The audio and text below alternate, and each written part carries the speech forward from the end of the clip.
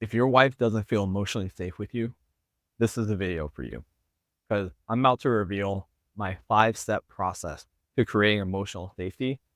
This is the exact same thing I use in my relationship and communication that works 100% of the time. All right. Now, let's dig in and think about this in times where she's bringing something to you. It's a little different when you're bringing to her, but let's say when she's bringing something to you, there's an issue.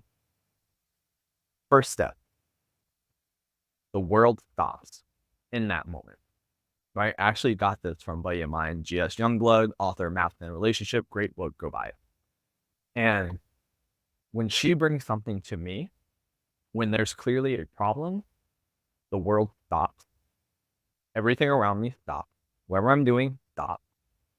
And I listen, right? Because in that moment, that is now the most important thing to me, right? Unless there's a fire or there's a meeting that I have to run to, I'm pausing, I'm stopping, and I'm putting all my attention towards her and the situation. If I can't, then I will schedule a very specific time where I can. So it's easy if it's there. If it's not, then you say, hey, babe, I want to hear this. This is very important to me. I have a call. Can we talk about this in an hour? I can give you my full and undivided. As simple as that. But make it specific and follow through. Step one. Step two. And you don't need to do this in every situation, but in many, you will. You have to create a safe container for her to share. So if she says, hey, there's something I really need to talk to you about, or there's this problem going on versus just coming out and starting to talk about the situation, then just set a container for safety. And what that means is, okay, it sounds like there's something wrong. I want you to know whatever it is, feel free to share it with me, right? I want to know this is important to me. I want to make sure that whatever this problem is, we can resolve it fully and completely because I care about you and your problems are my problem. Something simple like that, right? It could also be like, I love you and whatever this is, I want to hear it so we can resolve it and get back to a loving, fulfilling relationship. Something, just set a container, let her know it's safe to share. You want to hear this, and ultimately, you want to bring the relationship back into love. Right? That's step two. Now, step three, she's going to start sharing whatever the situation is. Don't take it personally. Whatever it is, if it's about you, it will likely be about you. Don't take it personally. In that moment, it's not about you, it's about her experience of you or something else. That is not an absolute truth about you. It's just her experience of you. Just like one person can have an experience of Donald Trump that thinks he's crazy. Another person can have an experience of Donald Trump who thinks he's amazing. Neither are actually true about Donald Trump. It's just their experience of him, right? You can't take that personally. So all she's doing is sharing her experience of you in a situation. Don't take it personally. Just listen. Just listen. And on top of that, don't now make it about you. So if she says something that you didn't do this, now it's easy to get defensive, right? And say, oh, well, I've been really busy all day and you know I had to work late and blah, blah, blah. It's not about you. It's not about your life. It's not about your problem. In that moment, it's just about her problem, that something she is feeling, because it's just an emotional problem, right? She just wants to share an emotional issue that she's dealing with. Don't make it about you. Make it about her and what she's experiencing. Okay? Cool. Step four, have her share everything. Make sure she's complete everything she wants to share about it. Right. So if you came home late that night and she was expecting you to be home to have dinner and help out with the kids, let her share her full experience of that night. That I was worried about it and I didn't know why. And you said you were going to do this. And it's just like all the other times you said you were going to be home and you weren't. And I had to deal with all the kids and little Bryson was being particularly bad. And I couldn't focus. And then my mother called, blah, blah, and have her share it all. And don't settle until she feels fully complete.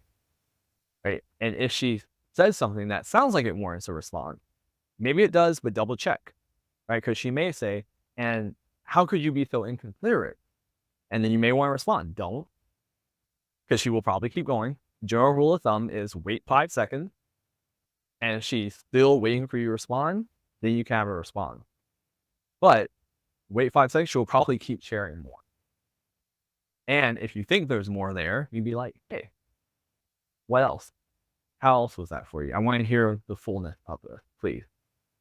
I want to know exactly what happened, exactly how you're feeling. Make sure she feels complete. At the end, you can just say, do you feel complete?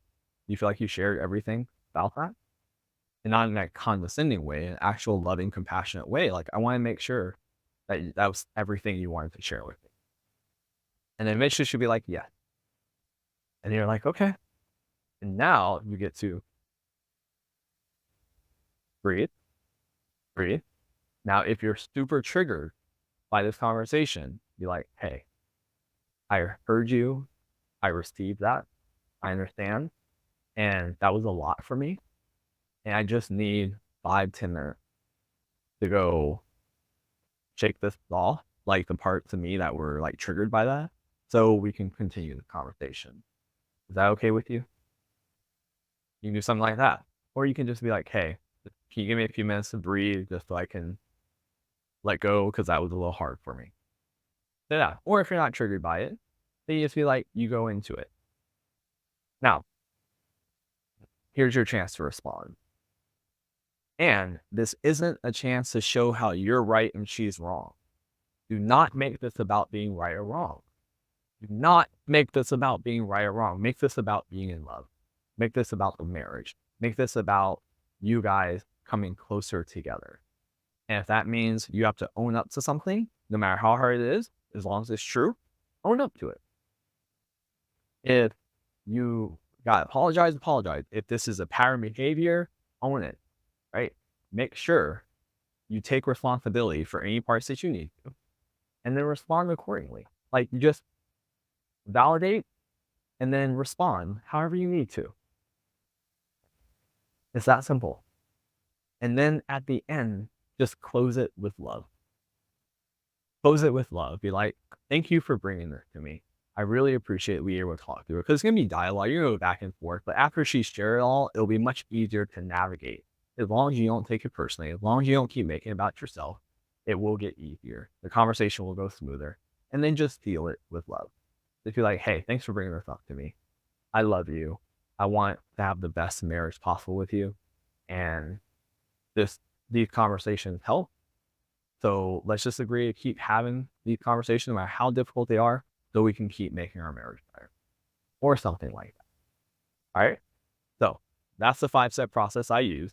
I know it seems like a lot, but I promise you, once you get used to doing it, it becomes such an easy way to have conversations. She will feel so much safer. She will feel so much better, and you will have such a better relationship for it. All right. That's what I have for you in this video. If you want some additional help with it, I have some tools below. It's my marriage recovery kit. Go grab it. Tons of free resources and guides to help you save your marriage. And I'll catch you on the next video. Take care.